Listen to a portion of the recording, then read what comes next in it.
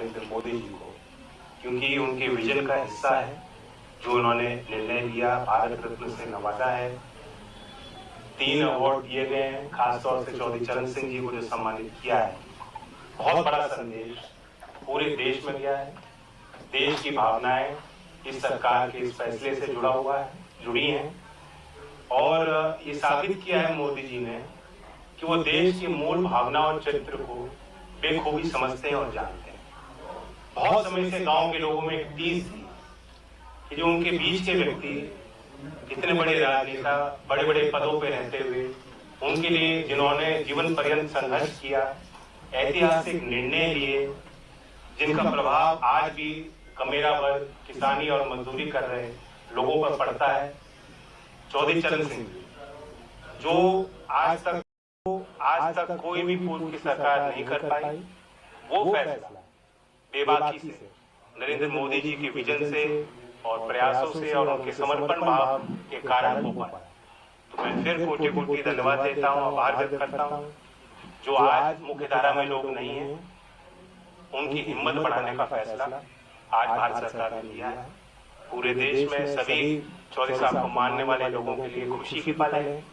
मैं चौधरी अजीत सिंह जी को भी याद करता हूँ, ये उनका सपना था और इसलिए मैं कहता हूँ दिल से मोदी जी को विशेष तौर से धन्यवाद और आभार कि आपने आज चौधरी अजीत सिंह जी का अधूरा सपना पूरा किया। इनको तो आपने पहचान ही लिया होगा, ये राष्ट्रीय लोकदल के सर्वे सर्वा जयंत चौधरी हैं। अजीत सिंह साहब इनके फादर थे और चौधरी चरण सिंह इनके बाबा यानी कि दादा। तो आज ये लहालोट होकर के जो इन्होंने कहा वो आपने सुन ही लिया। इनके बाबा यानी कि चौधरी चरण सिंह जी को भारत रत्न मिला है। लेकिन दोस्तों, मैं किसी को भारत रत्न देने पर आपत्ति नहीं कर रहा हूँ। मेरी मंशा सिर्फ ये जानने की है कि एक साल में, खास करके जब वो चुनावी साल हो, तब आप भारत रत्न दे रहे हैं, इसके पीछे का मकसद क्या है? इस वीडियो के डिटेल में हम जाएं, इसके पहले आपको बता दें कि इस साल आज से कुछ ही दिन पहले, 15 दिन भी नहीं हुए होंगे, सबसे पहले कर्पूरी ठाकुर को भारत रत्न देने की घोषणा हुई। कुछ दिन बाद पूर्व उप प्रधानमंत्री लालकृष्ण आडवाणी को भारत रत्न देने की घोषणा हुई। फिर आज यानी कि 9 फरवरी को एक ही साथ तीन यानी कि पूर्व प्रधानमंत्री पीवी नरसिम्हा राव, चौधरी चरण सिंह और कृषि वैज्ञानिक MS स्वामीनाथन, इन 3 लोगों को भारत रत्न देने की घोषणा की गई है। अब आप एक सवाल ये कर सकते हैं कि अरे भाई, अगर एक साल में 5 लोगों को भारत रत्न दिया जा रहा है तो आपके पेट में दर्द क्यों हो रहा है? आपका बिल्कुल कहना लाजमी है, मेरे पेट में दर्द नहीं हो रहा है। मैं एक बकलोल पत्रकार की तरह इस बात को समझने की कोशिश कर रहा हूँ कि नरेंद्र मोदी की सरकार पिछले 10 साल से तख्त पर काबिज है।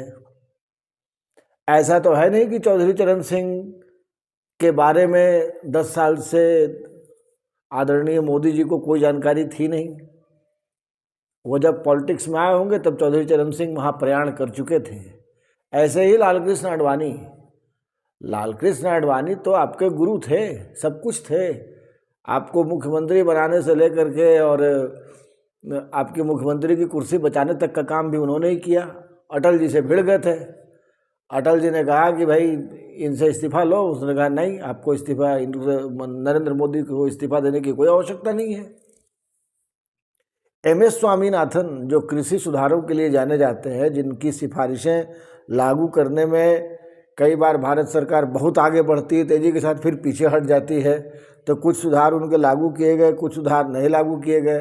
सुधार अगर लागू कर दिए जाते तो किसान आंदोलन ही क्यों करते? तो मेरा सवाल सिर्फ इतना है कि 1954 से भारत रत्न देने की परिपाटी शुरू की गई है। अगर मैं गलत हूँ तो प्लीज़ मुझे कमेंट बॉक्स में करेक्ट कर दीजिएगा। और ये है 2024। मैं भी रिकॉर्ड देख रहा था, कभी भी किसी भी साल एक साथ 5 लोगों को भारत रत्न नहीं दिया गया। आप देखिए, ये जो नागरिक सम्मान है इसमें चवन्नी मिलता उलता नहीं है, अलंकरण है। ये 1 रुपया नहीं मिलता है इसमें, जैसा मैंने पढ़ा है। अगर गलत होगा तो फिर मुझे करेक्ट कर दीजिएगा।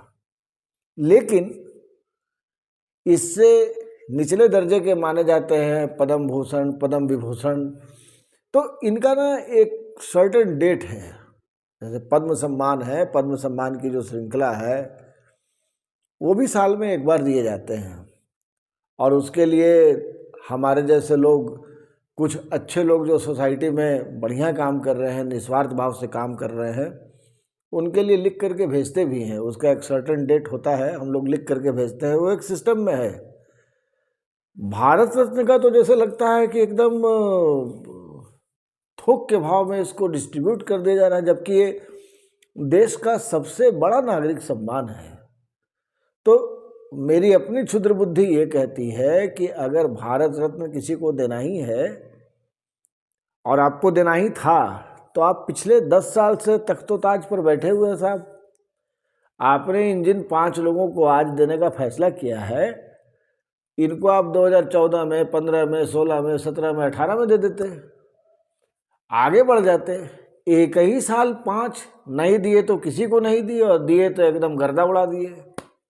इससे क्या होता है, इससे महत्व कम होता है। और जिस पॉलिटिक्स की बात चल रही है वो हवा हवाई नहीं है। जयंत चौधरी के प्रेस कॉन्फ्रेंस को आप फिर से देख लीजिए, वो तो आदमी लहालोट है कि कहाँ नरेंद्र मोदी जी मिल जाएं और वो उनके चरणों में जा करके अपना माथा पटके कि प्रभु आपने तो गजब कर दिया, तार लिया हमें, हमारे पिताजी इसी आस में चल बसे, बाबा को तो उम्मीद ही नहीं थी, हम एक ठो उम्मीद लेके चल रहे थे, और आपने उनको भारत रत्न दे करके बाकी सारी चीज़ों को ख़त्म कर दिया। हम आपके, आप हमारे, होना यही है होना यही है। और आज उन्होंने एक तरीके से इसको स्वीकार भी कर लिया कि भाई मना करने की गुंजाइश है कहाँ। अरे भाई, तुम सीधे सीधे एनडीए में जा रहे हो, जाओ, कोई दिक्कत नहीं है। एनडीए में जाने से तुम्हारा क्या भला होगा, क्या बुरा होगा, ये तो आपको देखना है, ये आप देखोगे। लेकिन हमारे जैसा बकलोल पत्रकार इस सवाल को जरूर उठाएगा कि साहब, ये भारत रत्न जैसा देश का सबसे बड़ा नागरिक सम्मान, नागरिक अलंकरण थोक के भाव में बांटने की ऐसी कौन सी मजबूरी आ गई। आपने पीवी नरसिम्हा राव को भारत रत्न से सम्मानित किया, बहुत अच्छी बात। 2024 में क्यों किया? चौधरी चरण सिंह जी को आप सम्मानित करने जा रहे हैं, 2024 में क्यों? डॉक्टर MS स्वामीनाथन को आप नागरिक सम्मान देने जा रहे हैं, भारत रत्न, 2024 में ही क्यों?